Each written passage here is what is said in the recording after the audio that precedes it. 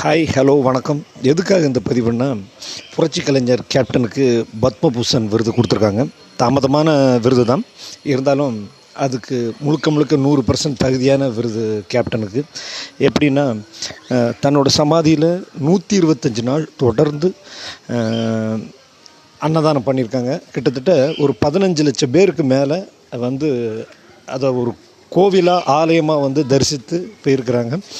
இந்த பெருமை வந்து கேப்டனை தவிர வேறு யாருக்கும் எந்த நினைவிடத்துலையும் நடந்ததில்லை. அது ஒரு ஒரு உலக நிகழ்வு.